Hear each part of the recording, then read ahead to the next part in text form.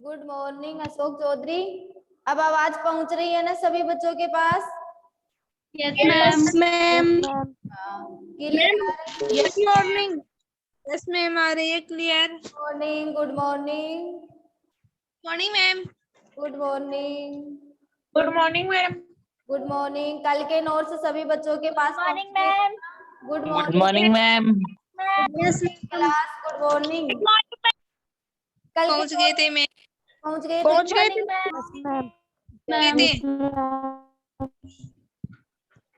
Ma'am.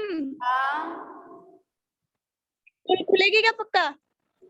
School देखो, हाँ 16 से या 1 तारीख से खुलने का विचार है, अभी कंफर्म नहीं हुई है। मैम, नहीं खुलेगी 16 तारीख से तो। क्यों, तूने भविष्यवाणी कर दी? मैम खुलेगी, ये तो चाहती है खुले ही नहीं। नहीं मैम। हाँ इतनी जल्दी। ऐसे मत बोल कि नहीं खुलेगी, ऐसे बोल कि खुलेगी मैम। पॉजिटिव लेके चल। चलो बच्चों, अब अपन क्लास स्टार्ट करने जा रहे हैं। कल की क्लास में आपने धातु निष्कर्षण, या मैंने बताया था धातु ऑक्साइड का धातु में अपचयन, जो चौथा पद चल रहा था धातु निष्कर्षण और धातु प्रक्रम का, जिसमें आपने धातु ऑक्साइड का धातु में अपचयन में भी 2 पद कर लिए थे। पहला वायु द्वारा अपचयन और दूसरा कार्बन मोनोऑक्साइड द्वारा अपचयन, जहां पर आपने आयरन धातु प्राप्त कर ली थी और आपको द्रवित आयरन प्राप्त हुआ था विधि के द्वारा। उसी में कार्बन मोनोऑक्साइड के द्वारा अपचयन में ही आपका टॉपिक है छोटा सा लोहे की किस्में, जिसमें आपके पास में कच्चा लोहा और डलवा लोहा आ चुका है नोट्सों में। डलवे लोहे की 1-2 लाइन है जो आज आ जाएगी तुम्हारे पास में। तो देखो, अपना टॉपिक है कार्बन मोनोऑक्साइड के अपचयन में ही लोहे की किस्में। लोहे की किस्में, लोहे की 3 किस्म होती है, जिसमें पहली किस्म है कच्चा लोहा, दूसरी किस्म है डलवा लोहा और तीसरी किस्म है पिटवा लोहा। डलवा लोहा और तीसरी किस्म है पिटवा लोहा। ये लोहे की 3 किस्म होती है, कच्चा लोहा, डलवा लोहा और पिटवा लोहा। देखो बच्चों, कल आपने जो स्पंज आयरन प्राप्त हुआ था, कल मैंने जो पढ़ाया था वो आपने नोट्सों में भी पढ़ लिया होगा। पूरा थ्योरेटिकल टॉपिक था, जैसे मैंने बोला था वैसे ही आपके पास पहुंचा भी है और 2 बार रिपीट किया है। इसका मतलब मोटी मोटी बात आपको याद भी हुई है। कल आपने जब कीप और कोन व्यवस्था द्वारा हेमेटाइट को भट्टी में प्रवाहित किया था, तो आपके पास में स्पंज आयरन प्राप्त हुआ था। हेमेटाइट एस्क का कार्बन मोनोऑक्साइड द्वारा अपचयन से स्पंज आयरन प्राप्त हुआ था। इस स्पंज आयरन को आपने भट्टी के मध्य भाग में पहुंचाया था। मैंने बताया था भट्टी के ऊपर का ताप कम होता है और मध्य भाग का ताप अधिक होता है। मध्य के नीचे भाग का ताप अधिक होने के कारण जो स्पंज आयरन था वह द्रवित आयरन में परिवर्तित हो गया था और उसमें जो SiO2 की अशुद्धि थी वह गालक CO से क्रिया करके धातु मल में परिवर्तित हो गई थी। यह धातु मल हल्का गलनीय अशुद्धि होने के कारण द्रवित धातु के ऊपर तैरता है, जिसको अलग कर लिया जाता है और इस द्रवित आयरन को कच्चा लोहा कहा जाता है। यहाँ तक आपके पास पहुंच गया था। अब देखो, लोहे की किस्म वो की वही बात है, वात्या भट्टी से प्राप्त द्रवित आयरन को कच्चा लोहा कहा जाता है। इस कच्चे लोहे को पिग लोहे के नाम से भी जाना जाता है। किसके नाम से जाना जाता है? पिग लोहे के नाम से। नोट्सों में पिग लोहा नहीं लिखा हुआ है तो तुम लिख लेना वहां पे द्रवित आयरन को। जो द्रवित आयरन कौन सी भट्टी से प्राप्त हुआ था? वात्या भट्टी से। तो वात्या भट्टी से प्राप्त द्रवित आयरन को कच्चा लोहा कहा जाता है। इसे पिग लोहे के नाम से भी जाना जाता है। इस कच्चे लोहे में 4% कार्बन तथा इसके अलावा अन्य अशुद्धियां जैसे सिलिकॉन है, फास्फोरस है, सल्फर है, मैंगनीज है आदि भी सूक्ष्म मात्रा में उपस्थित होती है। कार्बन की अशुद्धि तो कितने प्रतिशत होती है? 4%। लेकिन इस कार्बन के अलावा सिलिकॉन, सल्फर, फास्फोरस, मैंगनीज आदि की अशुद्धि भी अति सूक्ष्म मात्रा में उपस्थित होती है। यही क्या होता है? कच्चा लोहा होता है। डलवा लोहा। कच्चे लोहे को जब ठंडा किया जाता है तो डलवा लोहा प्राप्त होता है। जो आपने कच्चा लोहा प्राप्त किया, इसको अपन जब ठंडा करते हैं तो क्या प्राप्त होता है? डलवा लोहा प्राप्त होता है। इस डलवे लोहे में भी 4% कार्बन या थोड़ा कम, 4 की जगह आप 3% भी यूज ले सकते हो। 4 भी हो सकता है और 3% भी हो सकता है। तो 4 या 3% तो कार्बन की अशुद्धि होती है और अन्य अशुद्धियां वो की वही होगी। सिलिकॉन, फास्फोर, सल्फर, मैंगनीज आदि की अशुद्धियां अति सूक्ष्म मात्रा में उपस्थित होती है। डलवा लोहा भंगुर व कठोर प्रकृति का होता है। इसका जो गलनांक है वह कम होता है। गलनांक कम होने के कारण इससे निम्न कोटि के उपकरण बनाए जाते हैं। निम्न कोटि के उपकरण है जैसे चाकू के हत्थे वगैरह, छोटी मोटी चीजों के जो हत्थे होते हैं वो किससे बनाए जाते हैं? डलवा लोहे से। गलनांक कम होता है, इस कारण निम्न कोटि के उपकरण भी बनाए जाते हैं। तीसरा है पिटवा लोहा। डलवे लोहे में उपस्थित अशुद्धियों को जब फर्तक कर दिया जाता है, इन अशुद्धियों को जब फर्तक कर दिया जाता है तो पिटवा लोहा प्राप्त होता है। इस पिटवे लोहे में केवल 0.2% कार्बन की अशुद्धि होती है। यह आघात वर्धनीयता एवं मुलायम होता है। आघात वर्धनीयता और कैसा होता है? मुलायम होता है।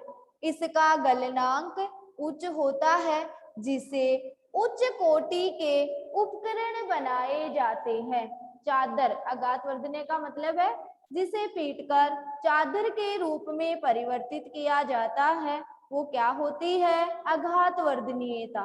तो ये क्या होती है? लोहे की किस्में। वात्या भट्टी से प्राप्त द्रवित आयरन को कच्चा लोहा कहा जाता है। कच्चे लोहे में 4% कार्बन तथा अन्य अशुद्धियां सिलिकॉन, फास्फोर, सल्फर, मैंगनीज की उपस्थित होती है। कच्चे लोहे को पिग लोहे के नाम से भी जाना जाता है। डलवा लोहा। कच्चे लोहे को ठंडा करने पर डलवा लोहा प्राप्त होता है। डलवे लोहे में 4 या 3% कार्बन तथा सिलिकॉन, फास्फोर, सल्फर, मैंगनीज की अति सूक्ष्म मात्रा में अशुद्धि उपस्थित होती है। डलवा लोहा अति कठोर व भंगुर होता है। इसका गलनांक कम होता है। इससे निम्न कोटि के उपकरण बनाए जाते हैं। छोटी मोटी चीजों के उपकरण बनाए जाते हैं। पिटवा लोहा, डलवे लोहे में उपस्थित अशुद्धियों को पृथक करने पर पिटवा लोहा प्राप्त होता है। इसमें केवल 0.2% कार्बन की अशुद्धि उपस्थित होती है। यह अघात वर्धनीय व मुलायम होता है। इसका गलनांक उच्च होता है। इससे उच्च कोटि के उपकरण बनाए जाते हैं। ये होती है लोहे की किस्में, जो कार्बन मोनोऑक्साइड के अपचयन का ही टॉपिक है। धातु ऑक्साइड से धातु प्राप्त करने का दूसरा पद था कार्बन मोनोऑक्साइड द्वारा अपचयन। ठीक है, क्या हो गया? किसका गलनांक है? डलवे लोहे का, क्योंकि अशुद्धि उपस्थित होती है डलवे लोहे में, इस कारण सोनाक्षी गलनांक कम होता है और ये कच्चे लोहे से प्राप्त किया जाता है। ओके सोनाक्षी, अब देखो यहाँ तक के नोट्स आपके पास पहुंच गए हैं, भंगूर और कठोर तक। कच्चा लोहा भी आ गया, डलवे लोहे में भंगूर और कठोर होता है। यहाँ तक के नोट्स आपके पास पहुंच गए। इससे आगे के नोट्स में आज सेंड करूंगी। तो पिटवा लोहा से आएगा, इन पिटवे लोहे से ऊपर वात्या भट्ठी का डायग्राम भी आएगा, ताकि तुम देख सको कि वात्या भट्ठी कैसी होती है। ठीक है बच्चों, तो आज नोट्स भेजने पर ऐसे नहीं कहोगे कि मैम आपने कच्चा लोहा डलवा लोहा तो भेजा ही नहीं, इसीलिए मुझे बताना जरूरी होता है। कच्चा लोहा डलवा लोहा आपके पास आ गया है, भंगूर और कठोर तक डलवा लोहा की एक लाइन बची है, गलनांक कम होता है और निम्न कोटि के उपकरण बनाए जाते हैं, जो आज पिटवे लोहे के साथ आ जाएगी। सभी बच्चों को क्लियर? लोहे की किस्में, लोहे की किस्में सभी बच्चों को क्लियर? विचित्र बच्चों में एक का आंसर आया है, अब की बार आ रहे हैं सबके आंसर। चलो ठीक है, चलो अब बच्चों अपन पढ़ने जा रहे हैं तीसरा पद, धातु ऑक्साइड से धातु प्राप्ति का तीसरा पद अपन पढ़ने जा रहे हैं, जो तुम पढ़ भी चुके हो, फिर भी मैं एक बार रिपीट कर देती हूँ। वीडियो अटक रहा है? नहीं, वीडियो तो अटक ही नहीं रहा। तेरे पास ही कैसे अटक रहा है विचित्र बच्चों में? चलो, कभी कभार क्लास में दिखाई देता है, रेगुलर लेता होगा लेकिन ट्यूशन का आंसर नहीं देता। और लड़की है या लड़का है तू? है? अरे बॉय है और आता है मेरे सामने तो ऐसी बातें लेकर आता है, वीडियो अटक रहा है, वॉइस नहीं आ रही है, आप धुंधले दिख रहे हो। चलो, धातु निष्कर्षण से धातु प्राप्ति का तीसरा पद है कार्बन द्वारा अपचयन। कार्बन द्वारा अपचयन, आपने बच्चों कार्बन द्वारा अपचयन पढ़ लिया है, जो कल ही मैंने वायु द्वारा अपचयन में पहले धातु ऑक्साइड में परिवर्तित किया इसको को, और फिर किस में परिवर्तित किया? धातु में। वो के वही एग्जाम्पल चलेंगे, थोड़ा सा अंतर आएगा। कार्बन द्वारा अपचयन, देखो बच्चों, धातु ऑक्साइड तथा कोक को, कोक एक कार्बन का ही अपरूप है, जो आप 11वीं क्लास में अच्छी तरह पढ़ चुके हो अपरूप वाले टॉपिक में। ठीक है, धातु ऑक्साइड तथा कोक को वात्या भट्ठी में मिश्रित करने पर धातु ऑक्साइड का कोक द्वारा अपचयन होकर धातु की प्राप्ति होती है। इस धातु ऑक्साइड और कार्बन को जब वात्या भट्ठी में मिश्रित किया जाता है तो इस धातु ऑक्साइड का कार्बन के द्वारा अपचयन होकर धातु की प्राप्ति होती है।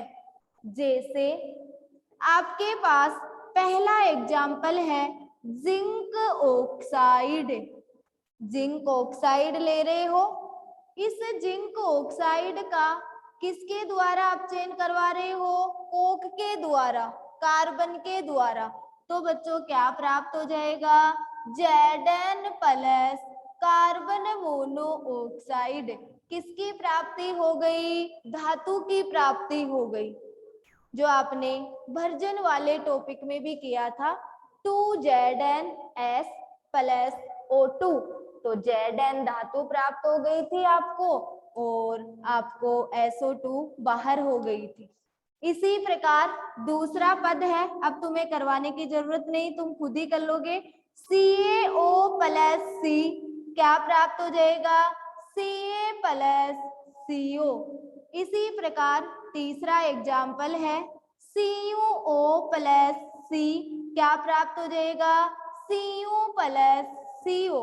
इसी प्रकार चौथा एग्जाम्पल है PbO प्लस C क्या प्राप्त हो जाएगा? Pb plus CO। ये क्या होते हैं? कार्बन द्वारा अपचयन। देखो सभी धात्विक ऑक्साइड का अपचयन किसके द्वारा हो रहा है? कार्बन के द्वारा। तो धातु ऑक्साइड तथा कोक को मिश्रित करके किसमें करोगे? वात्या भट्ठी में। तो धातु ऑक्साइड का कोक के द्वारा अपचयन होकर आपको किसकी प्राप्ति होती है? धातु की प्राप्ति होती है। इसी प्रकार धातु ऑक्साइड से धातु अपचयन का चौथा पद आपके पास आ रहा है, वेरी मोस्ट विधि है एलुमिना की तापीय विधि। एलुमिना की तापीय विधि। इस एलुमिना को तुम ऐसे भी लिख सकते हो एलुमिना। एलुमिना की तापीय विधि, इसको थर्माइट विधि भी कहा जाता है, या इसका नाम है थर्माइट विधि। थर्माइट विधि, ठीक है बच्चों। एलुमिना की तापीय विधि या थर्माइट विधि। देखो बच्चों, इसमें एक कुर्सिबल होता है, यानी कुर्सी की तरह आकृति होने के कारण पात्र की, ये आपके पास एक कुर्सिबल है। इस कुर्सिबल पे फ्लोर स्पार लगा हुआ है, एक धातु ही होती है फ्लोर स्पार। इस कुर्सिबल को बालू या रेत से भरे हुए पात्र में रखा जाता है। यह कुर्सिबल बालू या रेत से भरे हुए पात्र में रखा हुआ है। ये आपके पास में बालू या रेत का पात्र हो गया।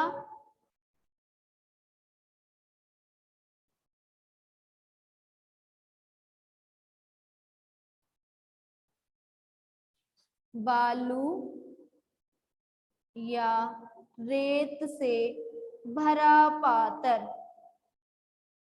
इस कुर्सिबल के अंदर एक थैली होती है। इस थैली में मैग्नीशियम चूर्ण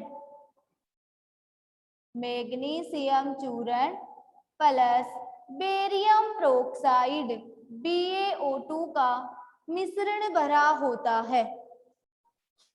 इस थैली को फीते से बांधा जाता है और यह फीता मैग्नीशियम का फीता होता है। किसका फीता होता है? मैग्नीशियम का।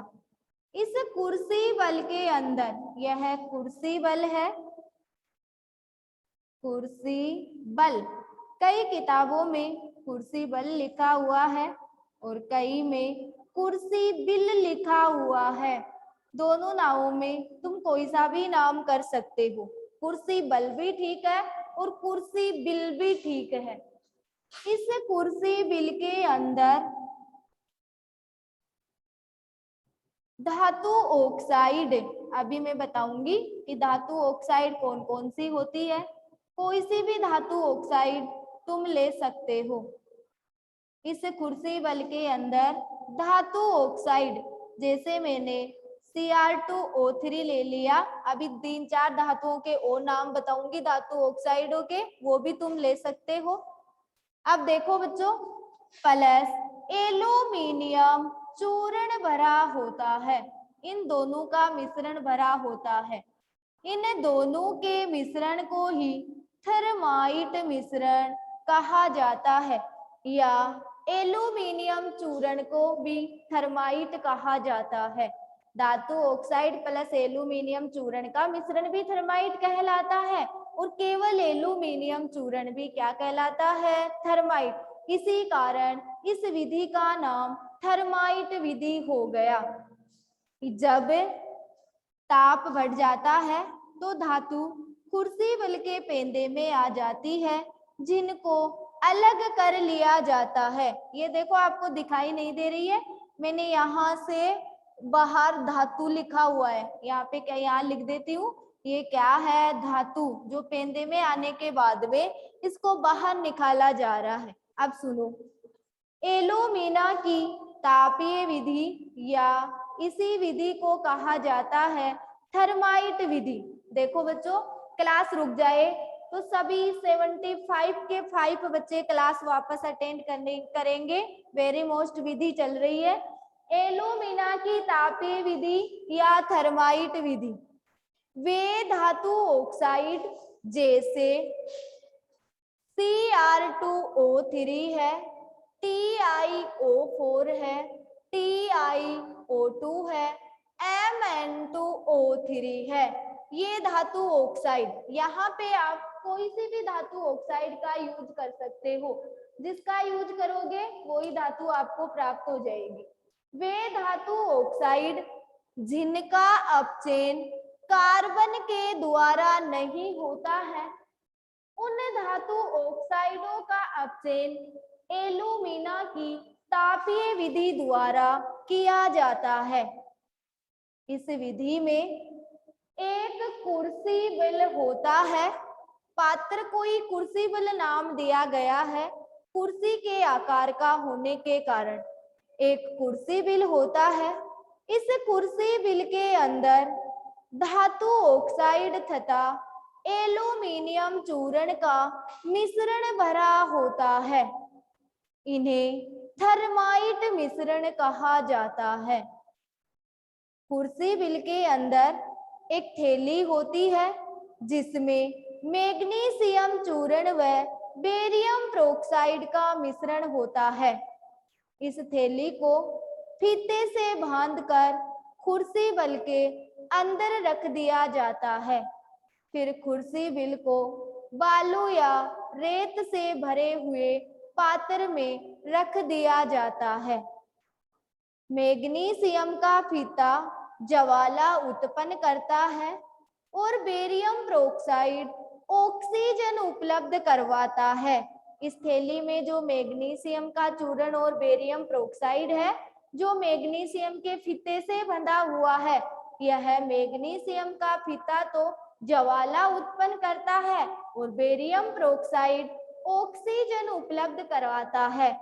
अतः यह एक ऊष्माक्षेपी अभिक्रिया है, जिसका ताप 3000 केल्विन हो जाता है। जिसका ताप कितना हो जाता है? 3000 केल्विन। और कौन सी अभिक्रिया है? ऊष्माक्षेपी अभिक्रिया है। ताप इतना अधिक होने के कारण क्रोमियम धातु पिघलकर क्रूसिबल के पेंदे में आ जाती है। जरूरी नहीं क्रोमियम ही आए, अगर आप TiO4 ले लोगे तो फिर क्रोमियम की जगह टाइटेनियम आ जाएगी। Mn2O3 ले लोगे तो क्रोमियम की जगह Mn आ जाएगा। समझ गए ना? तो क्रोमियम धातु पिघलकर क्रूसिबल के पेंदे में आ जाती है, जिनको अलग कर लिया जाता है। इसे ही एल्यूमिना की तापीय विधि या थर्माइट विधि कहा जाता है। जैसे आप रिएक्शन करोगे Cr2O3 प्लस एल्यूमिनियम चूर्ण लिया गया है तो Al2O3 प्लस 2Cr क्या प्राप्त हुई है? धातु प्राप्त हुई है। ये है एल्यूमिना की तापीय विधि या थर्माइट विधि। ठीक है बच्चों, तो वे धातु ऑक्साइड मैंने आपको बोर्ड पे दिखा रखे हैं। Cr2O3, TiO4, TiO2, Mn2O3 आदि का अपचयन कार्बन के द्वारा नहीं होता है, अतः इन धातु ऑक्साइडों का अपचयन एल्यूमिना की तापीय विधि द्वारा किया जाता है। इस विधि में एक क्रूसिबल होता है जिसमें धातु ऑक्साइड तथा एल्यूमिनियम का चूर्ण होता है जिसे थर्माइट मिश्रण कहा जाता है। एक थैली होती है जिसमें मैग्नीशियम चूर्ण और बेरियम पेरोक्साइड का मिश्रण होता है। थैली को मैग्नीशियम के फीते से बांधकर क्रूसिबल के अंदर रखा जाता है। क्रूसिबल को बालू या रेत से भरे हुए पात्र में रखा जाता है। मैग्नीशियम का फित्ता ज्वाला उत्पन्न करता है और बेरियम पेरोक्साइड ऑक्सीजन उपलब्ध करवाता है, अतः यह एक ऊष्माक्षेपी अभिक्रिया है जिसका ताप 3000 केल्विन हो जाता है। अतः क्रोमियम धातु पिघलकर क्रूसिबल के पेंदे में आ जाती है जिसको अलग कर लिया जाता है। मैंने रिएक्शन के द्वारा दिखा दिया है कैसे क्रोमियम धातु प्राप्त होती है, यही एल्यूमिना की तापीय विधि है। क्लियर सभी बच्चों को? सभी बच्चों को क्लियर? याद ही हो गई होगी, इतने सरल तरीके से इसका वर्णन किया है कि याद ही हो गई होगी। ठीक है ना? आप भी इसी तरह याद किया करो ताकि कोई प्रॉब्लम नहीं आए। आज मैंने आपको लोहे की किस्में, कार्बन द्वारा अपचयन, थर्माइट विधि 3 टॉपिक पढ़ाए हैं। तीनों टॉपिकों में किसी बच्चे को कोई प्रॉब्लम, तीनों टॉपिकों में किसी बच्चे को कोई प्रॉब्लम नहीं। तो आज आपके पास में पिटवा लोहा से नोट्स आएंगे। ऊपर वात्या भट्टी बनी हुई मिलेगी आपको। वात्या भट्टी तुम कॉपी में बनाओ तो भी ठीक है, नहीं बनाओ तो भी ठीक है, तुम्हें केवल दिखाने के लिए भेजी जा रही है। तो पिटवा लोहा से नोट्स आएंगे, कार्बन द्वारा अपचयन आएगा, एल्यूमिना की तापीय विधि या थर्माइट विधि आएगी। ठीक है बच्चों? हो सके तो ये रिएक्शन आपकी इस विधि के नीचे नहीं मिल पाएगी तो तुम इस रिएक्शन को नोट कर लो। इस विधि डायग्राम के नीचे ये रिएक्शन नोट कर लेना, वो अगले पेज में आएगी कल, तो इसको नोट कर लेना। वैसे याद ही है ये तो, Cr2O3 2Al, Al2O3 plus 2Cr। ठीक है बच्चों? इसी के साथ में अपन क्लास एंडिंग करने जा रहे हैं। कल की नेक्स्ट क्लास में मिलेंगे। सभी क्लास को मेरी तरफ से बाय।